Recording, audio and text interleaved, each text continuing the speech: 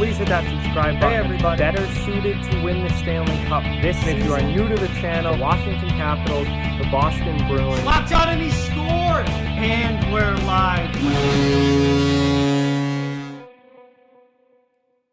Hey everybody, it's time for our final lineup projection video heading into the round robin and play-in round and eventually into the Stanley Cup playoffs. And today we're doing the defending Stanley Cup champion St. Louis Blues. So basically what I do is I pull up the Blues roster and try to piece together some line combinations and D pairs and show you what their lineup might look like come the beginning of the round robin and into the playoffs when we start up playing again in August. So before I begin, I just ask that you please hit that subscribe button if you're new and give this video a thumbs up if you haven't already, as those likes really go a long way in helping the channel. Very much appreciated. But let's get into it here, switching over to the cap-friendly screen, and let's take a look at the St. Louis Blues. So obviously this team won the Stanley Cup last year. Very, very good team. Not the exact same roster back, but for the most part, pretty much the same group with a few exceptions. Very good season again this year. They're the #1 seed in the West pre-round robin. Again, that could change during the round robin, but they won the Western Conference in the regular season this year. Now, their top six is very, very good. Which one of these lines you want to call the first line and which one you want to call the second line really doesn't matter because they're both high-powered offensive lines. So Ryan O'Reilly, David Perron. I have Zach Sanford there for now. Again, that's one spot that they have options. Sanford could play there. Sammy Blais. If Sanford doesn't play well, you could put Sammy Blais up there and drop Sanford in the lineup. You could even put Alexander Steen up there if you really, really needed to.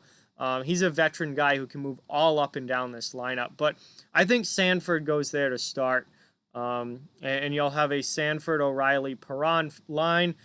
Then your next line, which one you count first or second really doesn't matter. Your next line is the Braden Shenline, and this line is very, very consistent.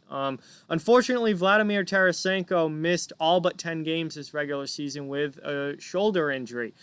Fortunately, Vladimir Tarasenko is back. With this time off, he has had plenty of time to fully heal up. And who I think is their best, St. Louis's best pure goal scorer, Tarasenko. He is back in the lineup, and he will be back on the right side of his buddy Braden Shen. Those two play extremely well together, and then Jaden Schwartz will be on the left side as per usual.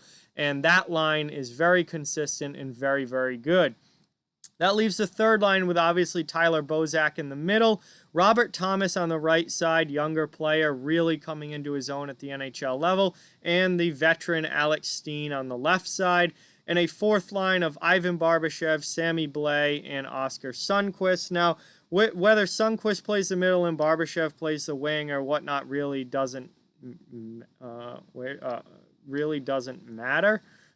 So to say, but whichever one of them will play in the middle and one of them will play wing. And Blais, I think, is a guy that probably starts down in the lineup. But again, if Sanford struggles, then I think you could end up flip flopping them and put Blais near the top of the lineup, and put Sanford down at the bottom. But that we'll have to wait and see how things go before the coaching staff starts making decisions like that.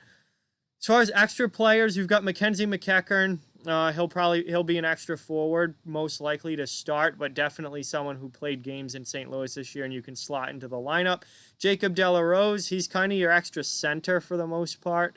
Although if a center were to go down, I think Thomas would probably slot to the middle, and they'd bring another wing in, maybe Kyrou, maybe McEachern certainly too, but. De La Rose is an extra forward as well. Kyrou. Troy Brouwer, grizzled veteran at this point.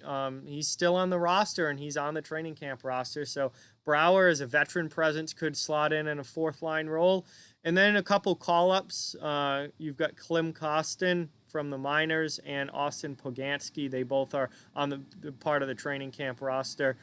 Moving on to defense and goaltending here. Well, goaltending's easy. Jordan Binnington is your starter. Jake Allen is your backup. And they have 4 goalies in camp. They'll probably, like most teams, only take 3 to phase 4. and I think it will be Ville Husso. He was the starter for the AHL team this year, so all signs point to him being the third goaltender. And then you have the defense. Obviously, no Jay Bouwmeester after what happened this season. He's not going to be back. Obviously, I would in all likelihood never going to play in the NHL again and be retiring after this season. No Joel Edmondson anymore either, as they made the trade with Carolina for Justin Faulk. So that kind of couple differences with this decor this year as compared to last year. But you still have Alex Pietrangelo leading the way. He's their number one guy without a doubt in their franchise defenseman. Got Justin Faulk up there. Faulk had an atrocious year this year. A really, really bad year this year. I think playing Faulk with Pietrangelo could really, really kind of, help Faulk out and try and cover up Justin Faulk a little bit. And maybe get his game going. Because Justin Faulk was a very good defenseman with the Carolina Hurricanes and for a long time in this league. And he just, I don't know if it's a fit or if it was just a bad year, but for whatever reason, he was awful this season. But I know that they played together at quite a few points this year. I think that's probably your top pair. And then that leaves Pareco and Scandella, who, Scandella came over at the deadline, but just got an extension and looks to be a part of this team's plan going forward. So Pareco, obviously a really good defenseman in his own right and a good young defenseman. And that leaves your bottom pair, Vince Dunn and Robert Bortuzzo, which it's been for much of this season, at least when Bortuzzo's not been suspended. When he's been in the lineup, it's Vince Dunn and Bortuzzo as your third pair, which leaves Carl Gunnarsson as your seventh D-man. He's always kind of been one of those in the lineup, out of the lineup depth guys, but a very, very good depth player without a doubt, and he can easily slot in on a bottom pair if you need him to. And some call-ups, Jake Wallman, Nico Mikola, Derek Pouliot, all up with the big club now from the minors as, rosters have expanded. So, for the most part, I think this is pretty much what your lineup is going to look like. This is a team that has a few options in some different areas, but for the most part, I think their lines are mostly set. I mean, the second line of Tarasenko, Shen, and Schwartz, I mean, those guys, when they're all healthy, they play together. Perron and O'Reilly have been attached at the hip since Perron's come back. Again, that left side, probably Sanford, could be Blais, depends on what the coaches want to do. Bozak and Steen, very good together. You could also even put Steen down on the fourth line if you needed to. Steen is such a versatile guy. He could play, I'm not breaking up the Shenline. He could play on pretty much any line on this team. 1 through 4, you could put Alex Steen on that left side. So he's definitely a guy that gives you options. Again, Sundqvist and Barbashev, not exactly sure which one will play center and which one will play wing. Probably Sundqvist in the middle and Barbashev on the wing, but who knows? And that's not a huge deal. And then your depth guys as well. So there are your defending Stanley Cup champions, St. Louis Blues. And again, it's a very, very similar team to what they had last year. Obviously, there's a couple of changes. You got Justin Faulk in the mix now. You've got Edmonton gone, but Maroon is gone. But, for the most part, it's in a lot of ways pretty much the same team. So, obviously, one of the top teams in the league again this year, and with good reason. They're an extremely talented team. They get great goaltending from Binnington. They've got a strong top 7 defense. They're top 7, really. It's not like it's a good top 4. It's a good top 7.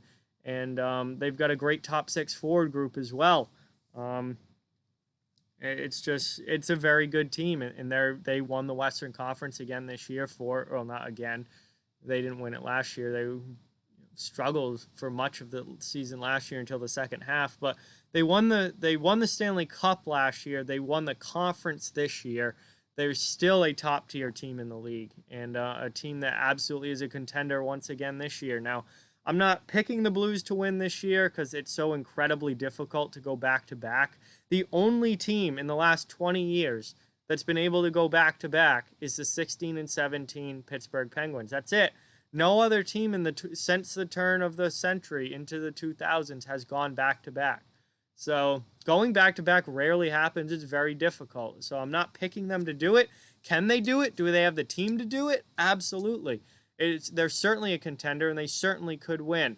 I just wouldn't bet on it. But still, a very, very good team and one of the best in the league without a doubt. So there's the St. Louis Blues, guys. With that, like, comment, share, subscribe, follow on social media. All those links are down in the description below. If you'd like to further support the channel, the links to our Patreon and merchandise store and donation link are all down in the description as well. Keep spreading the word about this channel. Let's keep this thing growing. Thank you very much for watching. Hope you enjoyed the video, and I'll talk to you guys soon.